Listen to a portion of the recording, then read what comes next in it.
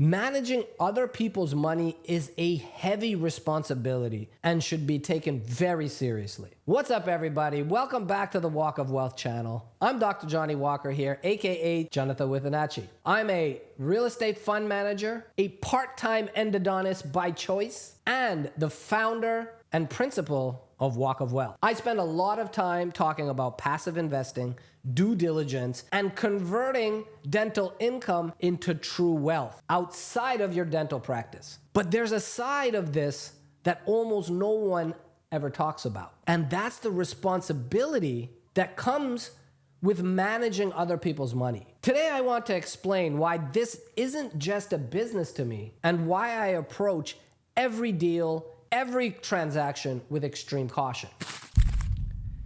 Now, being a real estate and oil and gas fund manager isn't just about chasing the highest returns. It's about custody. Custody of other people's trust, their hard-earned money, and often the future plans of their family. Because when someone wires money into a deal that we've vetted at Walk of Wealth Capital or brought forward or presented to our community, they're not just investing in an asset. They're trusting my judgment, our process, and ultimately my integrity. And that's not something I take lightly, ever. Now, for some people, they might think it looks fun or it's easy or exciting what I'm doing.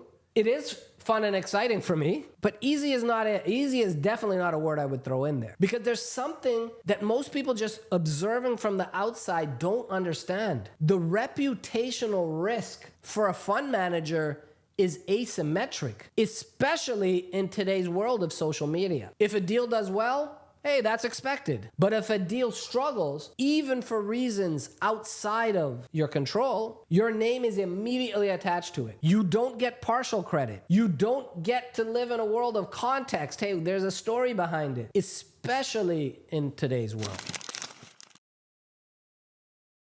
Social media has completely removed nuance from investing conversation. It's really removed nuance from all conversations from what I can see, but especially in the investing arena. Everything, no matter how big or complicated the story, gets flattened into a headline and hot take. Complex situations turn into simple accusations. And unfortunately, I've seen people get absolutely destroyed online, not because they stole money, not because they did something dishonest or they committed fraud, but because they trusted the wrong operator. And guilt by association is very real.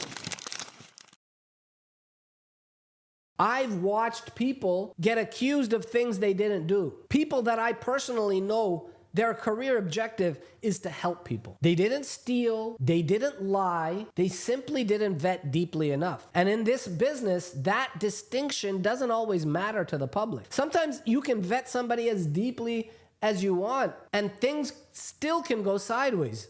That's why I approach this role with a defensive mindset, not an optimistic one. Section 5 editor, why diligence must be defensive. Now, when I look at investment opportunities, I'm not asking, hey, how can we make this work? The first layer of our investing philosophy is conservation of capital. And so what we're first asking is, how can this break? What happens if the market shifts? What happens if the operator underperforms? What happens if the timelines slip? Defensive due diligence isn't about being negative. It's about respecting and understanding the underlying risks of any investment. And anyone telling you that risk doesn't exist in passive investing is either inexperienced or a liar.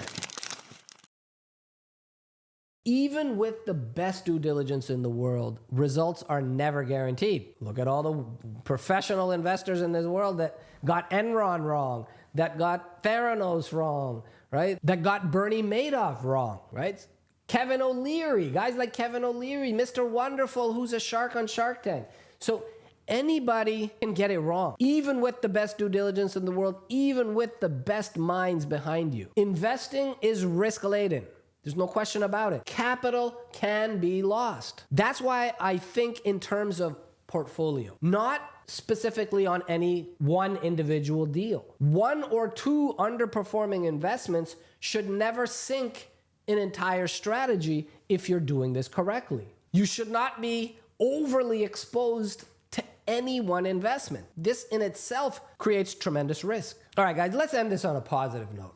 Now, I love this business, what I'm building, Walk of Wealth Capital. We've helped over 150 people directly invest over $20 million of capital in commercial real estate, in oil and gas, in private equity. Myself, my friends, my family, they all invest alongside me. I put my name and reputation behind the work that we do. And that's why I'm extremely selective about the deals that we bring forward and present to our group, to our community. And I'm very specific and selective about the partners and sponsors that we work with. Now, if you want to learn how I think about passive investing, how we do due diligence, and portfolio construction, and you're not just looking for some education, not hype, check out the link in the description to learn more about our Walk of Wealth Mastermind group. All right, guys, thanks for watching. I hope you got tremendous value. I truly appreciate each and every one of you, especially when you like my videos, subscribe, and share. And I'll see you over in the next video so we can continue our Walk of Wealth.